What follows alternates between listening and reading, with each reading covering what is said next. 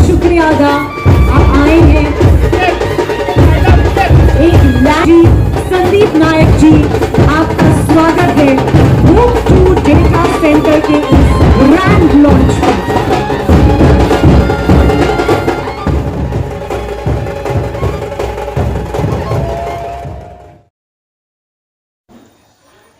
नवी मुंबई के रबाले में राठी परिवार की तरफ से महाराष्ट्र को डेटा सेंटर का एक नया उपहार दिया गया है।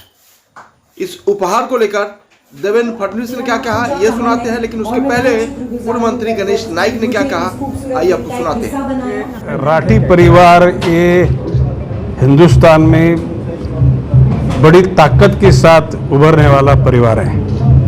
उनका जो टैगलाइन उनके कंपनी का है वेब वर्क, और उन्होंने आयरन माउंटेन ये यूनाइटेड स्टेट्स की कंपनी के साथ टाइप किया है। और नई मुंबई में अभी ये तो पहला उनका बिल्डिंग हो गया, अभी इसके बाजू में इससे 4 गुना ज़्यादा क्वांटम होगा डाटा सेंटर का, वो बिल्डिंग आने वाला है। अभी इन्होंने नई मुंबई, पूना, चेन्नई, कलकत्ता और सारे से हिंदुस्तान के 10-12 शहर में उनका कारोबार आगे बढ़ाने का सोचा है। और जिस विचारधारा से और टेक्नोलॉजी के साथ वो लोग आगे बढ़ रहे हैं। कैपिटल ज़माने में पैसा एक कैपिटल के तौर पे गिना जाता था, लेकिन आज के तारीख में तुम्हारी ज्ञान, नॉलेज और तुम्हारा अनुभव ये कैपिटल के तौर पे गिना जाएगा।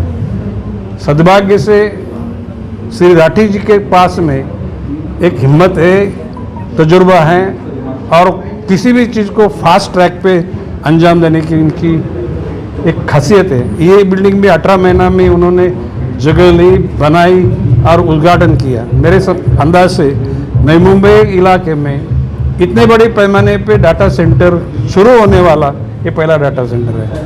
और हम लोग नाइक परिवार से तो इनका संदीप नाइक के माध्यम से बहुत अच्छा एक सलोखा है। और हम लोग नाइक परिवार तो रहेगा, नई मुंबई का लोकल स्ट्रेंथ भी रहेगी। जैसे देवेंद्र जी फडणवीस जी ने बताया कि महाराष्ट्र का ताकत भी उनको मिलेगा।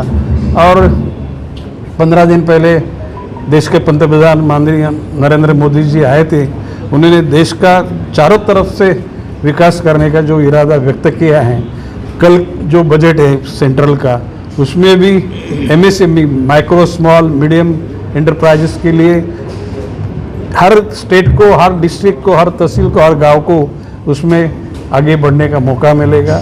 राठी परिवार इस देश में एक रिकॉर्ड ब्रेक काम करेगा, ऐसा मुझे विश्वास है और मैं मेरे दिल से उनको शुभकामनाएं देता हूँ। डिजिटल इंडिया की क्रांति में एक और नई पहल नवी मुंबई रबाले से शुरू की गई है, जहां पर डेटा सेंटर की शुरुआत की गई है। इसका शुभारंभ पूर्व मंत्री गणेश नाइक जी ने किया है। हमारे साथ फाउंडर निखिल राठी जी है। निखिल जी, डेटा सेंटर की शुरुआत हुई है, किस तरह का लाभ देशवासियों को मिलेगा, खासकर डिजिटल इंडिया में जिस तरह से लगातार आज हमारा देश तरक्की कर रहा है, किस तरह का लाभ होगा? देखिए क्या है, डेटा सेंटर जो होता है वो डिजिटल की नींव होती है।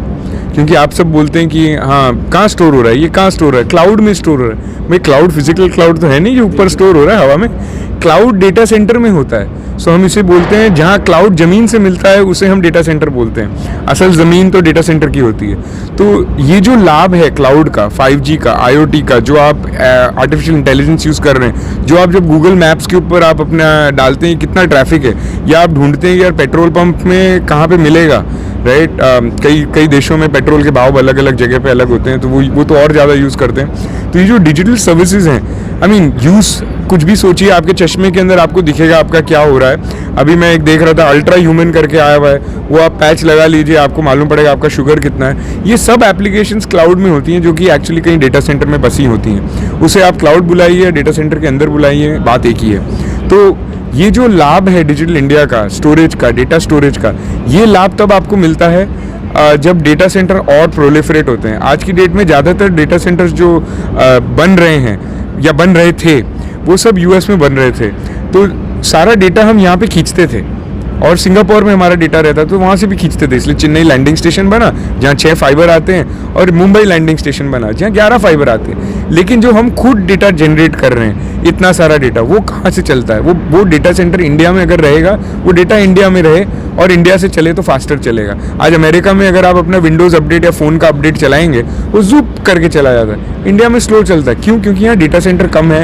यहाँ कनेक्टिविटी और इंटरकनेक्शन इकोसिस्टम कम है। हम जो हैं वो सिर्फ एक डेटा सेंटर नहीं, हम एक इंटरकनेक्शन इकोसिस्टम भी हैं, जहाँ पे हमारे यहाँ इंटरनेट एक्सचेंज होते हैं, जिसके अंदर इंटरनेट सर्विस प्रोवाइडर आपके गांव में, आपके शहर में जो छोटे सर्विस प्रोवाइडर वो आके कनेक्ट होते हैं। वो उसमें 200 से ज़्यादा आईएसपी, इंडिया में टोटल 900 हैं, बट 200 से ज़्यादा आईएसपी हमारे यहाँ कनेक्ट होते हैं। और कंटेंट प्रोवाइडर जैसे कि wordpress.com और विकीपीडिया, ऐसे कंटेंट प्रोवाइडर भी हमारे डेटा सेंटरों में बैठे रहते हैं। और ये जो कंटेंट है एक स्विच के थ्रू इन आईएसपीज के ऊपर चला जाता है। तो इतना स्मूथ जो डेटा मूव होता है वो तभी मूव होता है जब आप डेटा सेंटर होते हैं और डेटा सेंटर में इकोसिस्टम पनपते हैं। तो इसीलिए ये तो मतलब अनिवार्य है कि ये फ्यूचर है। और इसके बिना ये समझ लीजिए कि जो आपके हाईवे हैं वो एक शहर में रहते हैं, हाईवे से आप ट्रांसपोर्ट करते हो, पर डेटा सेंटर एक शहर है जिसमें हाईवे है, जिसमें आपका मटेरियल चलता है। निखिल जी, ये मान लिया जाए कि आज हम 2G से 5G की तरफ बढ़ चुके हैं, ऐसे में डेटा सेंटर आने के बाद हमारी स्पीड उसी तरह से बढ़ जाएगी।